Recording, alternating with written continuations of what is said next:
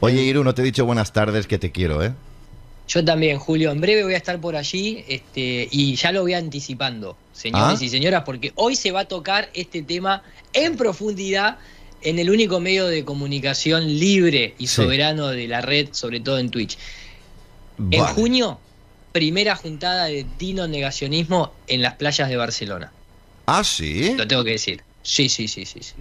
Hostia, pues sí, oye, no, mira en pantalla. Oye, pues me gusta, en junio, ¿eh? En junio. Sí, ahora. Yo ya. O sea, un mes. El mes que viene. Por allí, Sí. ¿Y puedo ir yo? Y la gente dice. La gente pregunta, porque estamos todos de acuerdo que los dinosaurios se extinguieron, sí o no. Bueno, es discutible. La pregunta es: ¿Julio García se extingue o va a ir a esta primera reunión? Yo voy a ir a esta primera reunión. En una playa. Yo voy a ir a esta primera reunión. Mira que no tienes excusa si no vienes de decir que te ha caído un meteorito y no has podido llegar. No, claro.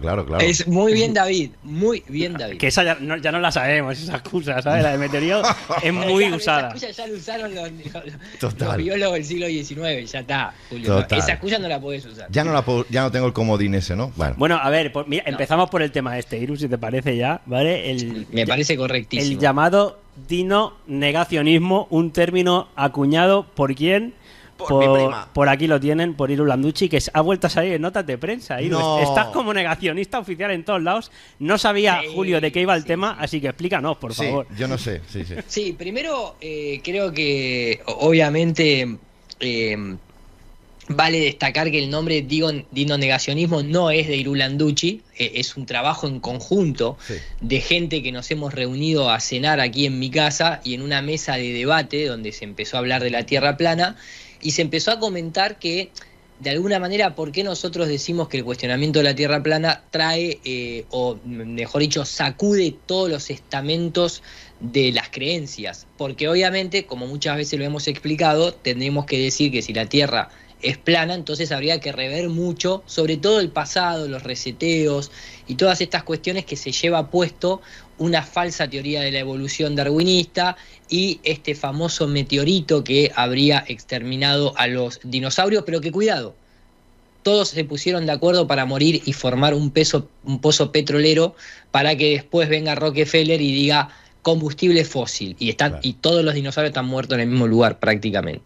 Entonces, en una cena surgió esto de negar a los dinosaurios en su historia oficial, no la parte ósea, que hoy también la vamos a tocar, sino en su historia oficial. Y alguien propuso, un amigo de nuestro queridísimo sociólogo Rafael Currado, propuso llamar dino negacionismo. ¿Pero por qué también? Por un juego de palabras que todos nosotros somos acusados con el dedo inquisidor de la modernidad cuando te dicen vos sos un negacionista de la salud porque te quejás de las experimentaciones genéticas de mal llamadas vacunas y también de las vacunas, obviamente mal conservadas por el mercurio y el aluminio. Después te llaman negacionista del cambio climático. ¿Por qué? Porque sos un terraplanista y porque pones en juicio que si yo me pongo desodorante voy a destruir el mundo y así sucesivamente. Entonces nosotros dijimos, cuidado que podemos ir con un excelente clickbait que funcionó y que es di no al negacionismo. Di no al dino, sí. También dino negacionismo. Si nosotros hubiésemos puesto di no al negacionismo, no hubiera aparecido nadie, básicamente. No de los nuestros, que éramos más de 100 personas, en una juntada que fue arreglada en 24 horas, dado que no hicimos ningún evento en Argentina y la gente querida nos estaba reclamando, dado que habíamos hecho en Uruguay y en Chile. Entonces dijimos, bueno, 30 de abril es el único día que tenemos. Eso es laboral, es un día laboral, va a venir menos gente, pero vamos a hacerlo. ¿Dónde? Dijimos, y alguien desde la muchedumbre dijo en Chile, frente al Museo de Ciencias Naturales, el señor Esteban, y así fue, y esto terminó en toda la prensa. Es más, hemos creado una nueva palabra que seguramente van a tener que incorporar a la RAE, que es el dino negacionismo. O sea, poné en Google solamente la palabra dino negacionismo y fíjate el quilombo que se armó, fíjate vos, dino negacionismo. ¿En cuántos días se ha liado la traca que se ha liado? En 24 horas. En 12 horas. 12-24. Sí, fíjate lo que es, mirá, seguís poniendo y empezás a bajar y no para de aparecer y somos siempre los mismos. O sea, porque nosotros de manera también, esto fue un poco provocar, ¿no? Y ver a qué nivel de estupidez y de necesidad están los medios de comunicación. Está buenísima. Entonces nosotros dijimos... Está buenísima. O sea, han hablado con paleontólogos y dicen que rechazan el dino negacionismo. ¿Lo rechazan? No me lo puedo creer. No. Me encanta. Es buenísimo. Nosotros nos reímos mucho, más allá que después nos vamos a poner serio con la temática, pero a lo que voy es el clickbait que generamos. Esto fue porque subimos un video a Instagram diciendo que íbamos a hacer una mateada, o sea, nos íbamos a juntar a tomar mate, sí. Y cuando estábamos armando, porque esto también fue idea con el señor Daniel Márquez, mientras que estábamos en el aeropuerto de Chile esperando para abordar un aeroplano que viaja sobre un plano, no sobre una esfera, dijimos, ¿qué nombre le ponemos? Dinonegacionismo, listo. Hagamos el afiche. El afiche está en mi Instagram, es un afiche un poco provocador, pero también porque a nosotros nos insultan con memes cuando muestran y dicen los terraplanistas nunca van a poder explicar este eclipse y ponen la luna proyectada con una sombra donde aparece una tortuga, ¿viste? Entonces cuando vos los boludeás a ellos, entonces ahí se quejan. Ya. ¿Me entendés a lo que voy? Sí. Bien, ahí está, mira, estamos ahí en el Instagram, se apretás y te vas otra vez al perfil, anda un poquito para abajo, baja, un poquito más abajo, un poquito más abajo, un poquito más abajo, ahí. No, un poquito más abajo, ahí está. Ese es el afiche. El afiche son un par de dinosaurios haciendo el amor, como le gusta a Julio García. Una postura muy si querés, poco... David, una sí, postura muy forzada, ¿eh? A mí también me gusta hacer el amor. Bueno, es una de las grandes preguntas que tiene la ciencia. Como si solo me gustara a mí. Perdón. Dinosaurios que no se explica muy bien cómo mantenían relaciones sexuales para fecundar sus huevos. Claro. En el medio lo que sería el mitos de los dinosaurios, porque yo creo que entre los dinosaurios se deberían plantear si existía o no existía el dragón, si nuestro profeta va a venir a lanzar fuego, ¿no? Como una especie de religión de dinosaurios. Y era un boludeo, provocando. Obviamente eso sucedió. Terminó con esa foto fantástica frente al Museo de Ciencias Naturales, que no salió ninguno a dar la cara, el museo ya había cerrado, y nosotros pusimos y escribimos en un cartel al grito de este movimiento no se extingue más, pusimos primer encuentro internacional, escrito en una pizarra, sí. Una pizarra y eso es lo que tomó la prensa puso, se dio lugar el primer encuentro internacional, no había nadie, internacional éramos toda Argentina, pero ahí te vas dando cuenta la necesidad, pero claro, esto no cayó bien dentro de la comunidad científica, y el post se llenó de mensajes de paleontólogos, que debe ser una de las profesiones más al pedo del siglo XXI, pero que no les gustó, y entonces empezaron a escribir, y que está bien, porque tienen que salir a defender su cuento, claro, su fe, su religión. Déjame decirte, Ir, una cosa. Por un lado, también los medios de comunicación, las productoras de los medios de comunicación, están ávidos, necesitados de contenido. Y esto les viene al pelota. Esto les viene al pelo. Totalmente. Un amigo me hacía un chiste, pero que lo voy a tomar, que me decía, escúchame, al final vos sos nota de tapa siempre. Cada vez que decís algo ya lo tenés que tomar personal, porque tal vez en realidad todo sea en contra de Landucci. Correcto.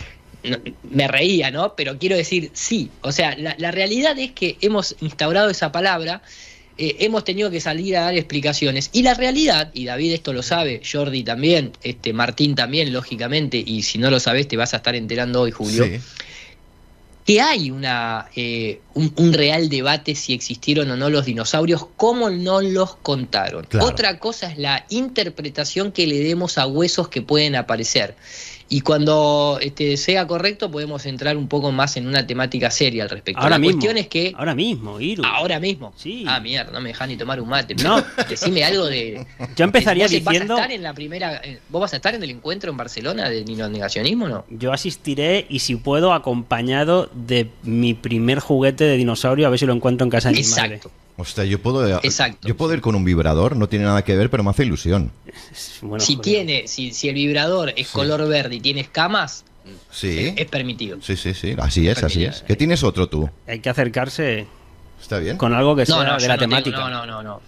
Nunca tuve esa clase de juguete. Hay que acercarse con algo que tenga que ver de la temática. Por supuesto. Sí. Sí, porque vamos a hacer una quema de simbolismo para poder liberarnos de Darwin, ¿entendés? O sea, nos tienen que ver así como brujería prácticamente. Sí, va a ser un acto psicomágico para todos nosotros, pero va a ser un acto psicomágico, claramente. Y yo no puedo faltar, entonces.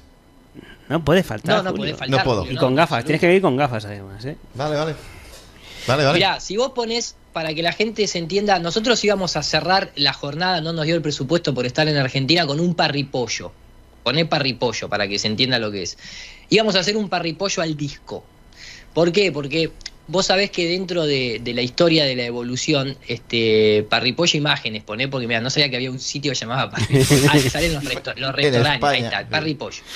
Claro, exactamente, ahí tenés el parripollo. Porque vos sabés, Julio, que dentro de la historia evolutiva, sí, y ahora David nos va a acompañar con imágenes, si vos ponés gallina dinosaurio, ponelo, o sea, la gallina es un dinosaurio evolucionado. Eso dice. Una pequeña rama de algunos tiranosaurios rex y demás, sí, en el cual supuestamente no sabemos qué salió mal en la historia, pero de un tiranosaurio rex que gobernaba el mundo, a pesar de no ser el más grande de los dinosaurios, terminó en una gallina.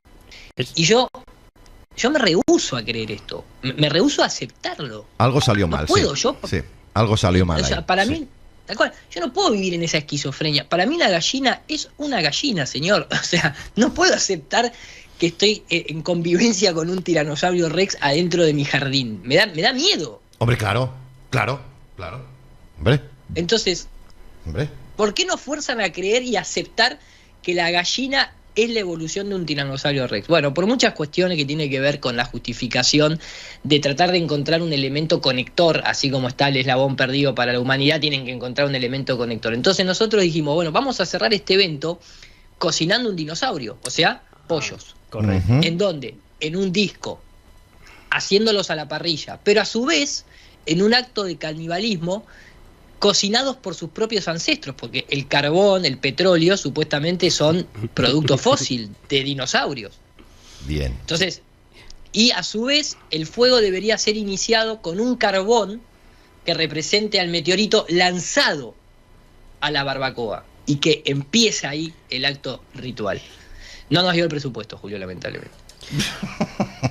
Bueno, pero no, las ganas sí quedaban. Faltó el presupuesto. No, las ganas quedan, tal vez pero lo podamos hacer en Barcelona, que el pollo está más barato que acá en Argentina, a pesar de que nosotros producimos, bueno, no sé si dinosaurios o pollos ya directamente.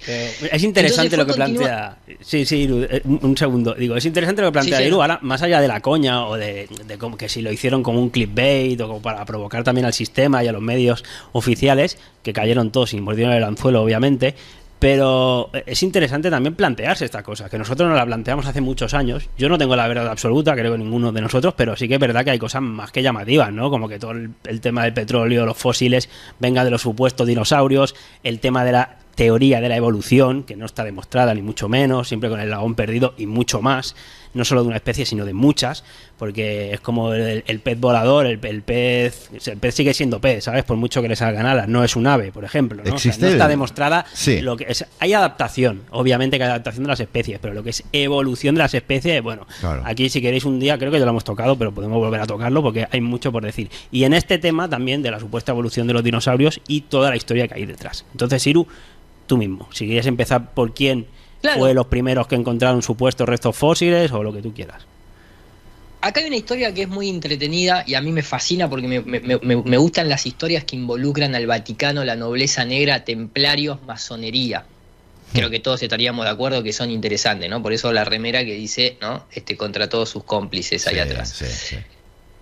Acá hay algo que es interesante, que es lo siguiente. Después de la traición templaria que le hace el Vaticano, que nosotros ya la conocemos y la hemos abordado acá, sobre todo los hermanos Barea, que la tienen muy clara, recordemos que hubo como una especie de jura al viento que fue destruir a la iglesia desde adentro. De ahí esa transformación templaria masónica de los que no se extinguieron y quedaron en Francia, que quedaron en Escocia, que quedaron en Inglaterra, e incluso que también después se trasladaron a España y demás.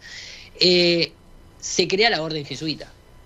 Una orden jesuita que algunos podrán decir que no, otros podrán decir que sí, tiene presencia templaria desde hace mucho tiempo. Y obviamente la orden jesuita fue una de las órdenes que la propia Iglesia expulsó, y que de hecho, gracias a ese secuestro del Papa en el momento de Napoleón, fue que restauraron la orden jesuita. Hasta ahí estamos todos de acuerdo. Bien. La orden jesuita propuso la destrucción de la Iglesia. Entonces, claro, si la orden jesuita está ligada a la masonería y está ligada a ese suceso con los templarios, ellos lo que han propuesto es: yo puedo destruir las instituciones edilicias, la infraestructura. Obviamente podría ir y hacer una campaña de destrucción de catedrales, conventos, monasterios, pero eso empeoraría las cosas, e incluso quedaría la propia liturgia, y entonces no se destruiría lo que realmente se tiene que destruir, que es la creencia, no es la materia, porque siempre que exista creencia, la materia puede ser moldeada.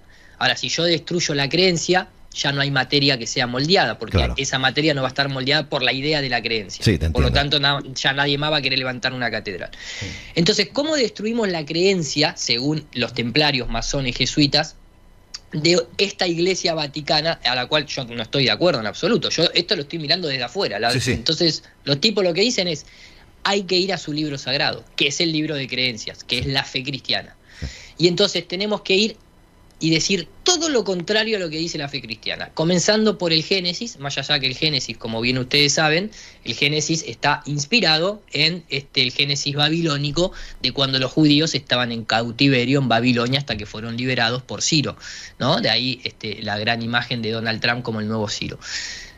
Entonces, si en la Génesis se dice que la tierra es plana, estacionaria, y fue creada en 6 días, y el hombre fue puesto como el elixir de esta creación, nosotros tenemos que decir todo lo contrario. ¿Es plana? No, es esférica. ¿Está quieta? No, está girando alrededor del sol. ¿El hombre es el elixir de la creación con la potencial creadora de un dios? No, es una hormiga, un microbio en el resto de universo, donde simplemente vino del mono y es un animal más, como diría Yuval Harari. Esa es la guerra. Pero claro, dentro de la creencia muy bien instaurada, a capa y espada, nunca mejor dicho, a sangre y barro, por las guerras religiosas, no hacía falta, o sea, hacía falta algo más que el relato. Tenía que ir a las pruebas. Entonces ahí es cuando la masonería británica, desde la academia, desde la Royal Academy de Londres, dice: vamos a justificar esta idea de que no es que el hombre fue lo que, ¿no?, más allá del reino animal, lo que estuvo puesto en el mundo, sino que hubo existencia antes del hombre en el mundo, que el mundo existió antes del hombre, el hombre y la mujer, ¿no?, valga la aclaración, y no que fue creado para el desarrollo espiritual del hombre y la mujer. ¿Y cómo hacemos eso? Nos inventamos los huesos de los dinosaurios. Esa es la historia que se plantea acá de manera rigurosa. ¿Por qué digo esto? Porque pueden haber hoy en día interpretaciones modernas que nosotros hacemos de cuando se encuentra un hueso, sí, porque nosotros hoy hemos abierto la puerta a nuevos reseteos, ¿verdad, Julio? Sí. Exactamente. Sí, entonces, vos fíjate que en esta guerra constante de desacreditar todo lo bíblico, en estos barros, la masonería, con su academia británica de la Royal Academy de Londres, empieza a reinterpretar y a falsificar situaciones. Pero vamos a suponer que hay huesos enterrados. Vale. No todos los huesos son truchos. Vamos a suponer que hay huesos enterrados. Sí. El primero que encuentra un hueso es este personaje que ustedes están viendo en pantalla, que es Robert Plot. Y a mí me gustaría que, si se permite, el señor camarógrafo y director y operador de imágenes lo ponga directamente en Google. Bien. Robert Plot. Robert Plot. Muy bien. Robert Plot. Plot es interesante el apellido porque significa trama, engaño. De ahí el plot twist que nosotros solemos ver. Entonces tiene un apellido muy interesante, pero bueno, significa solar, significa argumento, intriga, etcétera, etcétera.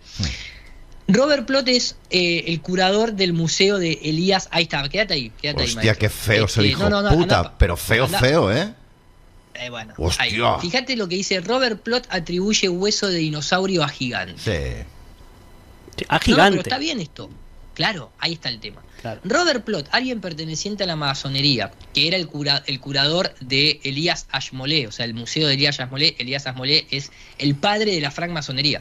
básicamente. Uno de los que más ritos aportó a la historia de la masonería. Acá ya empezamos a ver la conexión, ¿no? Y obviamente fue fundador de la Royal Society de Londres. Zairu, con la información que me estás dando ahora mismo, yo ya tendría suficiente. ¿Sabes? Pero continúa. Claro. No, para que calce la historia, para que al menos entiendan por qué somos dinonegacionistas. Claro.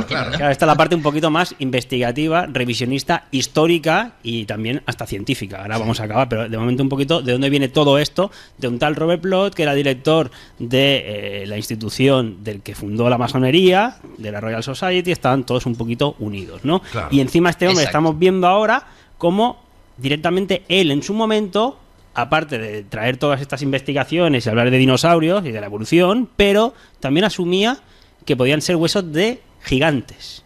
Amigo. Claro, no solo de dinosaurios, porque la historia sabemos que está más que adulterada también por los jesuitas. Claro. Exacto. Continúa ahí. Muy bien dice el usuario, que le mandamos un gran saludo aquí en el chat, JM Bisonte, Complot. Qué bueno. Robert Plot. Piensa que tenemos una audiencia, Iru, que cuidado, ¿eh? No, y le mandamos un gigantesco saludo, por lo menos aquí que lo estoy viendo en Twitch, a los 1081 seres que nos están viendo y acompañando en la trama, en la trama de hoy. Entonces, claro, como la masonería tiene esta insistencia de ir destruyendo todo lo sagrado que tiene la religión cristiana, ustedes saben que en la Biblia se menciona a los nefilín. Los nefilín tienen varias traducciones, no significa solamente gigantes, también significa caídos, significa varias cosas, pero nos vamos a quedar con la acepción de gigantes, porque mucha gente habla de gigantes. Y obviamente, dentro de esta cuestión gigantes, ellos también, o sea, la iglesia también tenía intereses de que para validar su génesis, y mirá que era muy fácil validar el génesis, era mirar el horizonte y mirar el cielo y saber que la Tierra es plana y punto, ya está. No teníamos que ir mucho más lejos. Pero bueno, había que validarlo todo, entero. Incluso la parte de los ángeles, la Virgen, el Espíritu Santo, la concepción de María, etcétera, etcétera. Entonces, claro, los tipos tienen que ir como acomodando los relatos, tanto de un bando como del otro. Entonces, por ejemplo, el tema de los gigantes, se encuentran huesos. Y este Robert Plot encuentra ese hueso que figura ahí, que es un fémur. Si querés entrar, apretá en ese clic que dice Datos Freak. Robert Plot encuentra ese hueso que es un fémur muy grande, ¿no? Entonces el tipo, a pesar de pertenecer a la masonería y demás, dice, esto es el hueso de un gigante, es el fémur de un gigante. Joder. ¿Ves? Como dice ahí, humanos, seres gigantes. Sí. Antediluviano, prediluviano, como figura en la Biblia. Entonces, ahí viene el relato masónico y dice, no puede ser un gigante, porque si esto es de un gigante, valida a la religión. Claro. Y nosotros estamos para destruirla. Muy Entonces, bien. el hueso apareció. Sí, apareció el hueso. Hay que darle otra respuesta. Claro. Que por otro lado, perdona Iru, para aportarte también otro dato cultural, histórico, o sea, hay tradiciones de gigantes en todos lados. Aquí en España los siguen sacando, a los gegants, a los gigantes.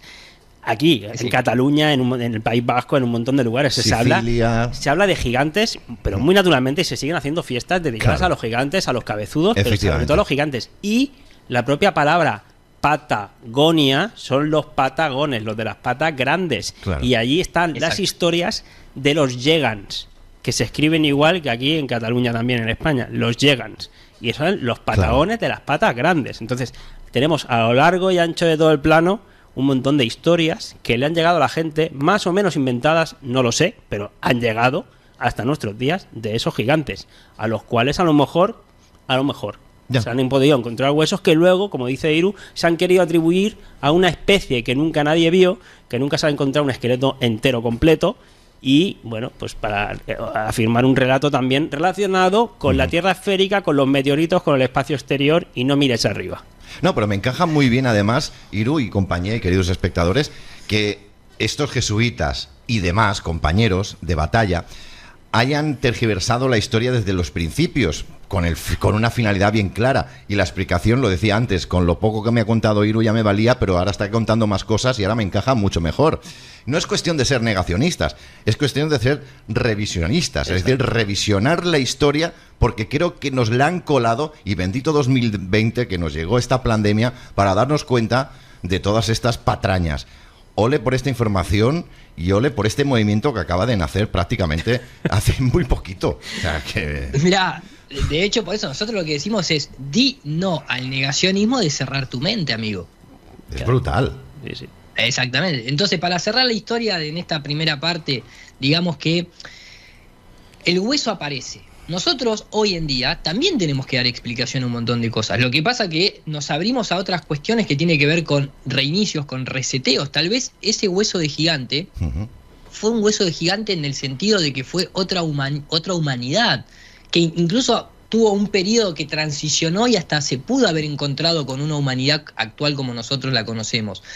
Yo no niego, nosotros no negamos esa parte. Lo que negamos, entre comillas, mejor dicho, o no confirmamos, es esta idea de que aparece un fémur, aparece un diente, aparece una uña y aparece un animal llamado dinosaurio, y inmediatamente dinosaurio se asocia con millones de años hacia atrás, lo cual no tenés ninguna comprobación directa de eso, y a su vez se asocia con un meteorito que entró en una tierra esférica en un espacio infinito y vacuo, como es la doctrina copernicana. Yeah. Esa es la parte que nosotros decimos: che, mirá, esto es muy simple, vamos a suponer que realmente, porque no nos olvidemos que en el siglo XIX todo esto comienza con algo que se llama la guerra de los huesos.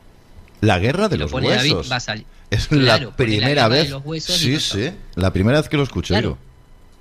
Claro, ¿por qué? Porque, o casualidad, dentro de la teoría de la evolución de Darwin, obviamente Darwin, entre comillas, deja abierta la puerta en donde dice: bueno, si no se encuentran registros fósiles donde vaya apareciendo el gradiente evolutivo, la teoría mía no tiene muchos sustentos. Entonces ahí es cuando dicen: bueno, de golpe empiezan a salir huesos de dinosaurio por todos lados. Y ya en esa época del siglo XIX, prácticamente ya encontrar un hueso de dinosaurio era decir: ya, esto ya tiene 3 millones de años. Yeah. En ese momento 65 no, pero ya era símbolo de antigüedad, signo de antigüedad. Pero ¿qué pasa? Hubo un periodo de intensa especulación y descubrimientos de fósiles durante la Gilded Age, la edad dorada de la historia de los Estados Unidos, marcado por una gran rivalidad entre Edward Drinker Cope y de la Academia de Ciencias Naturales de Filadelfia y Othniel Charles Marsh en 1831. ¿Qué sucedió? Te dicen que más o menos descubrieron 180 huesos de dinosaurios, de los cuales solamente 32 fueron verdaderos, porque se los canta el culo validarlos ellos, y el resto eran falsos. Yeah. Pero así comenzó el mercado de los huesos de los dinosaurios. Fíjate, ya arrancó mal. Claro, con esa rivalidad, pues puedes entender lo que ocurrió, ¿no? Pues que muchas veces, dice aquí, marcado por una fiebre de dinosaurios, se caracterizó por prácticas poco éticas, soborno, manipulación. Pues se inventaban las cosas, seguro, Julio. Podéis, a ver, por lo mismo que puede pasar ahora, pues pasaría en la época. Y encima, todavía peor en la época, porque había menos testigos y las cosas a lo mejor pues, se podían inventar más, ¿no? Sin dejar tantas pistas. Tremendo, tremendo. No tengo palabras. Sí, adelante. Entonces, obviamente existen muchos métodos de datación. Porque obviamente vos, la mayoría de los huesos que encontrás, de los que supuestamente son muy muy antiguos, están fosilizados, están hechos piedra. Sí. Por lo tanto, el carbono 14 no te sirve, porque el carbono 14 es para cosas orgánicas y tiene solamente una datación relativamente fiable hasta 5.000 años para atrás, más o menos aproximadamente. No 65 millones de años, obviamente. La parte de los 65 millones de años entra ya por análisis en ciertos isótopos radioactivos en las piedras y demás. Entonces, ahí tienen un problema con el tema de las piedras. Y esto, si podés, David, abrite el chat GPT. Porque yo dije, se lo voy a preguntar al chat GPT a ver si, dado que está condicionado por la mente oficialista, me tira alguna negativa. Pone: ¿qué sabes acerca del polonio 218? Ahí lo tenemos. Vamos a ver. Es un isótopo radiactivo. Bueno, yo lo estaba poniendo aquí un poquito también en el PowerPoint que tenemos de Fomenko. Yo aquí tengo, sobre todo, se pierden los isótopos cuando hay mucha época de radioactividad, ¿no? Que nos dicen que también en otras épocas es lo que ha habido en la Tierra. Pero sí, Iru, obviamente aquí te lo puede decir el ChatGPT mismo, que es una fuente de oficialidad. Bien, y ahora pone: ¿qué me puedes decir acerca de la datación por radiohalos de polonio? Para que nosotros, ¿no?, nos demos cuenta sobre la datación de los radiohalos de polonio. Porque pareciera ser como que la cosmovisión sagrada siempre se restaura. Es como que, el que haya creado, lo que haya creado este mundo, se ha dejado de las suyas. Recordemos esa frase de Luis Pasteur, que no es un santo de mi devoción, pero que sin embargo dijo: un poco de ciencia te aleja de Dios, pero mucho de ciencia te acerca a Él. ¿Por qué? Porque más te metes y más te das cuenta que acá hay un diseño. Los radiohalos de polonio es justamente, fíjate, es un tema controvertido y fascinante, especialmente en los debates entre geociencia convencional y teorías alternativas sobre la antigüedad de las rocas. A continuación te explico lo esencial del punto de vista científico. Seguí bajando, lo vamos a saltear y lo contamos nosotros. Pero básicamente el polonio 218 tiene una propiedad que es que se disuelve, se desintegra muy rápidamente. Sin embargo, un geólogo que no es creacionista, un geólogo que no tiene nada que ver con la religión, se dio cuenta que en muchas rocas había rastros de polonio 218. Y entonces el tipo dijo: che, acá pasó algo, estas rocas parecieran que se crearon en un instante. Esto no tiene registro fósil de una graduación lenta de millones de años. Esto apareció de la nada, porque si no, esto se tendría que haber evaporado. Es como congelar un vaso de agua con una pastilla efervescente y pretender que se congelen las burbujas, ¿no? Vos vas a terminar congelando el agua sin burbuja. Y este tema de lo que plantea una tierra joven o una creación instantánea de rocas, claro, no está avalado por los geólogos modernos porque no le conviene, pero no pudo ser desmentida. ¿Por qué? Porque el radiohalo de polonio 218 está en la roca. Claro.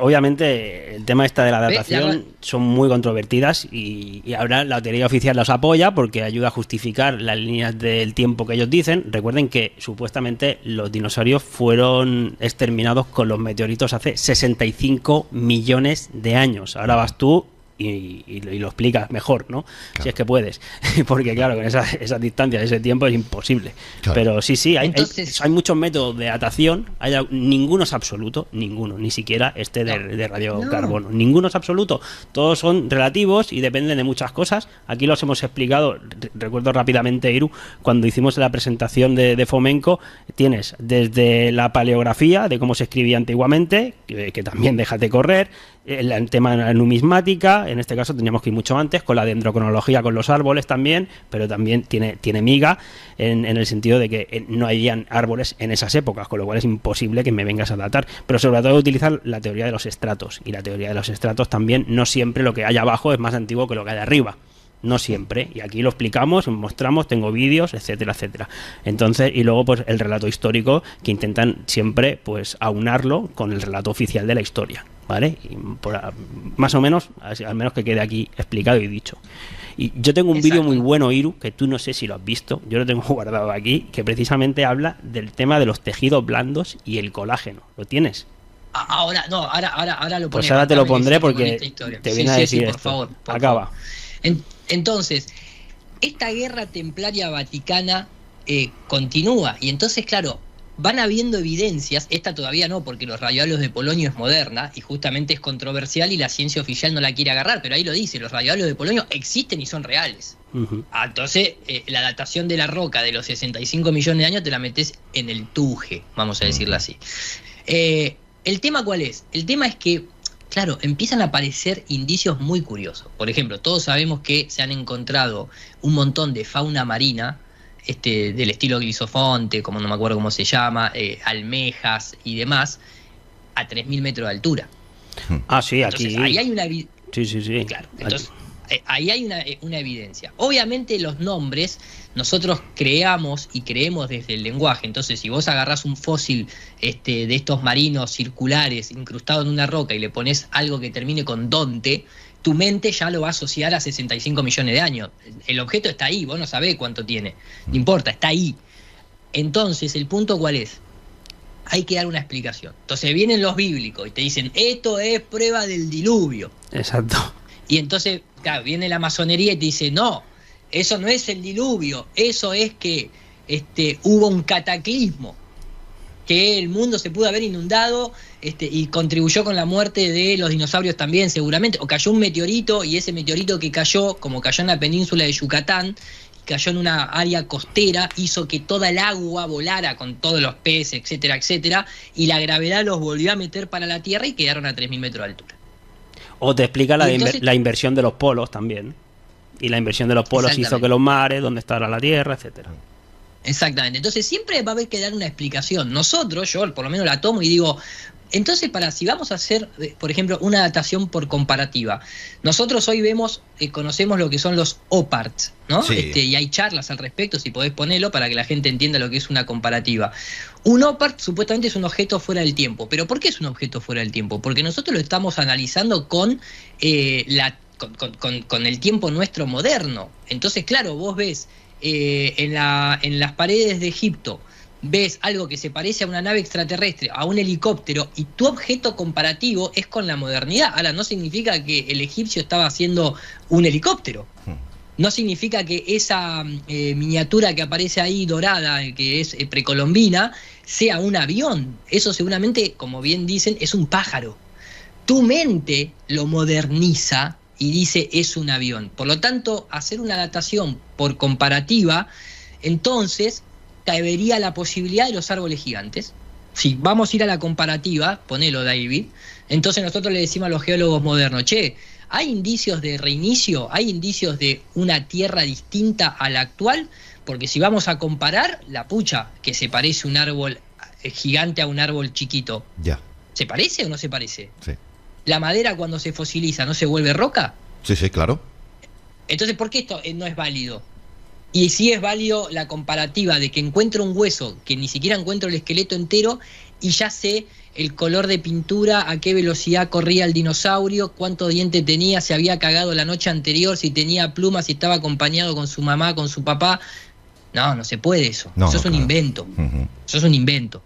Entonces, hay muchas cosas que hay que darle respuestas porque están ahí las evidencias, pero el tema de los dinosaurios, para cerrar, es una guerra entre la masonería y la iglesia que yo la miro desde afuera y me cago de risa, sobre todo cuando tienen que justificar el tema del meteorito en la península de Yucatán. Y lo único que voy a decir es lo siguiente: si una agarra, vamos a suponer que aparece un esqueleto bastante completo de dinosaurio, y agarra la pelvis del dinosaurio y la inclina 45 grados, ya el dinosaurio estaría parado, y ya el hecho de estar bípedo ya indicaría para el ser humano moderno inteligencia. Y entonces lo agarraría el colectivo extraterrestre y te diría, esto es un reptiliano. Ya. ¿Entendés? Sí, sí. Porque claro, nosotros tendemos... Vos imaginate que pasan 1000 años, hay un cataclismo, se borra todo registro histórico y de golpe un transhumano lleno de cables con metapartes metálicas agarra y encuentra una calavera de un ser humano y ve la calavera ahí ósea, toda podrida, y va a pensar que ese objeto no representa la inteligencia ni la modernidad ni nada por el estilo, es un objeto óseo que se pudre, esto deberían ser monos, va a decir, porque la tecnología es esto.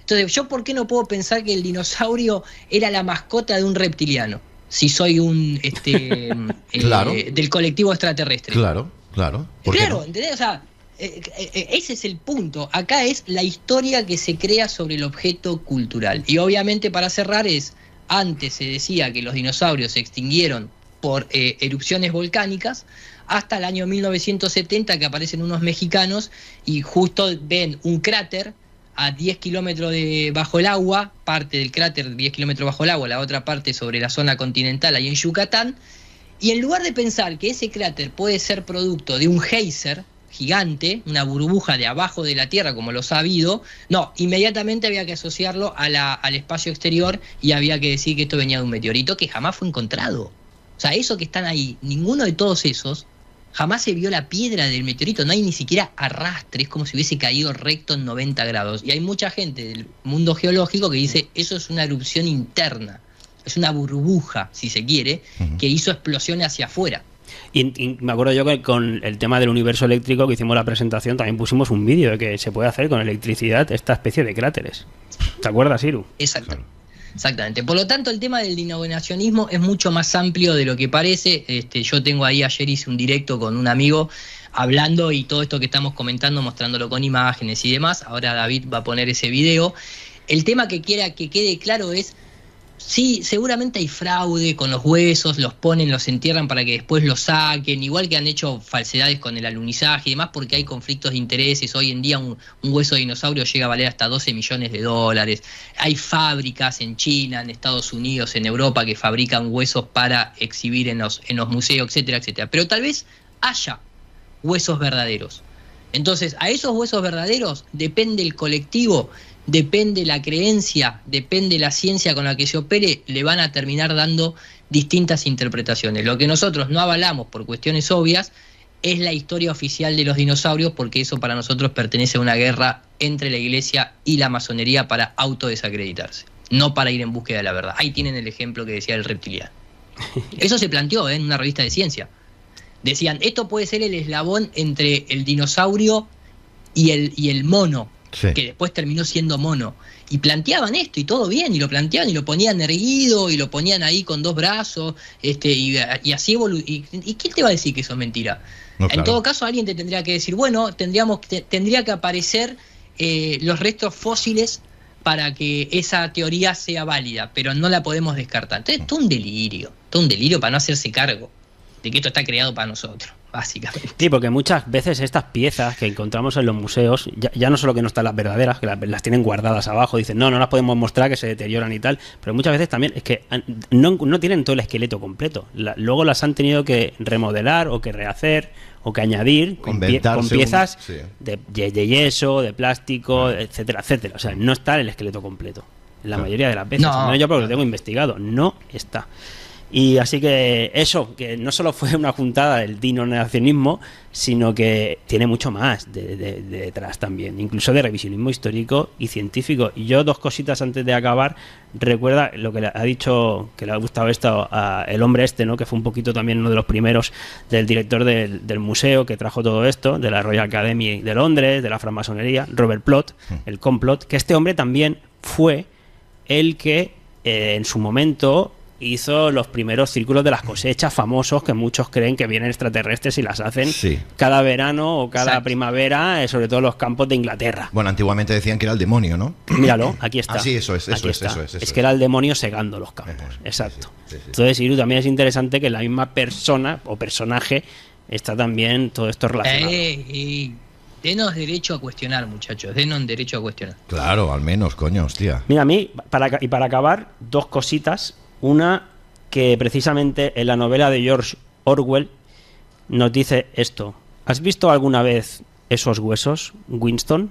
Claro que no. Los inventaron los biólogos del siglo XIX. Nada hubo antes del hombre. Y después del hombre, y este desaparecerá definitivamente de la Tierra. Pero le viene a presentar todo esto de las rocas y de los huesos de animales desaparecidos. En el libro de 1984 de Orwell también has visto... Le pregunta, ¿has visto alguna vez esos huesos, Winston? Hostia, tú. Sí. Qué cosas. Es curioso que salga en ese libro. Y ya para acabar, en relación a lo que te decía Iru, que es interesante el vídeo este de la BBC que sacaron hablando de los tejidos blandos y del colágeno, precisamente, que es una barbaridad que digan que se pueden mantener después de 65 millones de años. No, olvídate. Mira. Olvídate. Los tejidos blandos son una controversia muy moderna y muy candente ahora en el mundo de la paleontología. Surge a partir del 2005, quiero recordar, cuando se descubren en huesos de dinosaurios, se descubre que todavía existen tejidos blandos, incluso flexibles, restos de colágeno, de otras proteínas. En restos de dinosaurios de hace 65 millones de años, supuestamente. Todavía pueden encontrar estas cosas. Y hay un cadáver y la policía no encuentra ni restos de hace... Sigue, Iru, quédate. Sí. Que debido a la edad que se asumen que tienen estos huesos, deberían haberse descompuesto totalmente. Qué mínimo. Según la ortodoxia evolucionista, los dinosaurios, por ejemplo, fueron extinguidos hace 65 millones de años por la caída de un meteorito en la península de Yucatán y tal. Pero 65 millones de años imposibilitan totalmente la posibilidad de persistencia de material orgánico. Dino negacionista. Dice, esto era imposible. Dino negacionista. Sí. Préndanlo fuego. Y por eso lo tengo guardado yo en mi carpeta de dinosaurios. Dice, el hueso tenía 68 millones de años. Así que usted ve esto y ¿qué piensa?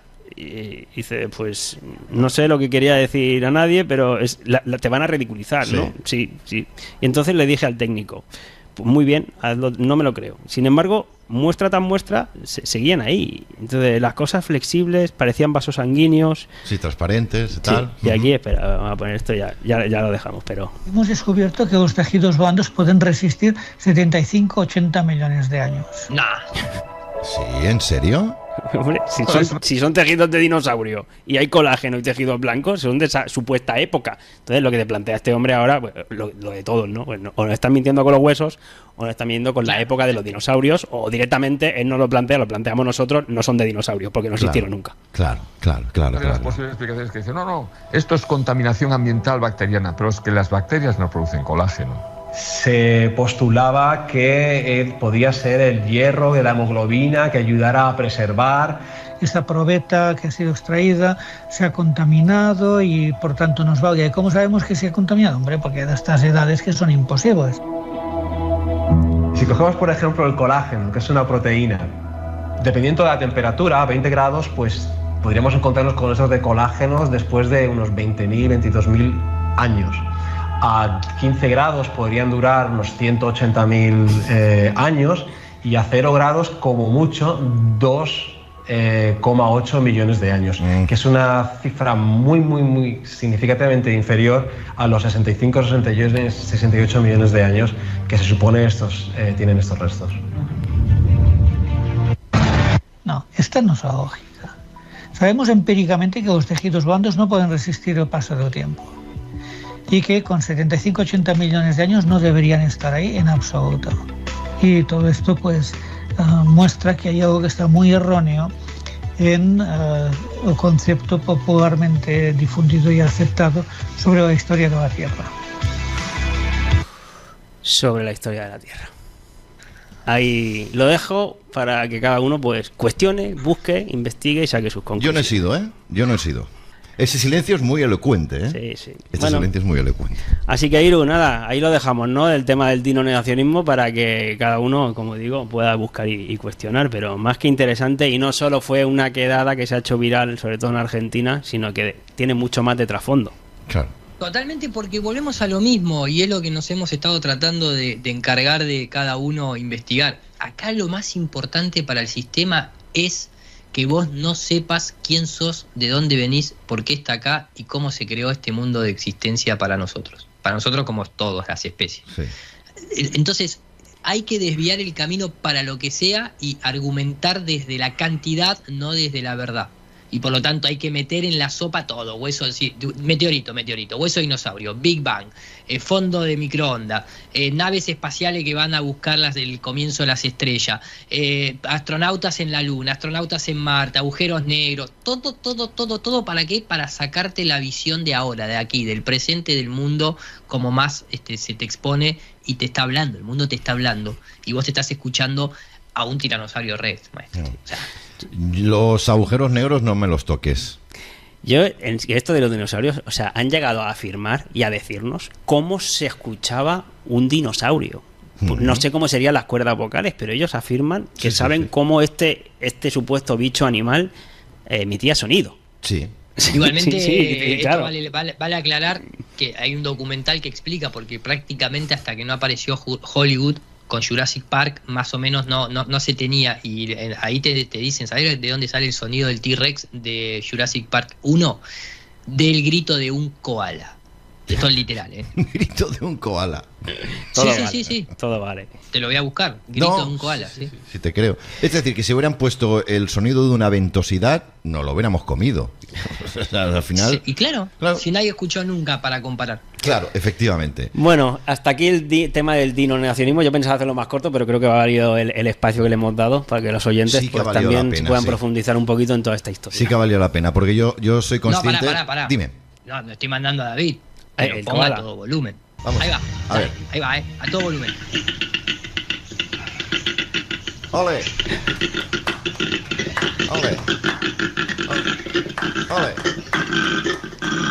¿Pero qué se ha tomado? ¿Medio litro de Coca-Cola? Trata de arrancarlo, por Dios. quiere echar un eructo y no puede. Trata de arrancarlo, Carlos. Trata de arrancarlo. Eso ralentizado fue el sonido de Jurassic Park, muchachos. Les presento a un T-Rex. Gracias, ya voy a poder dormir tranquilo. Sí.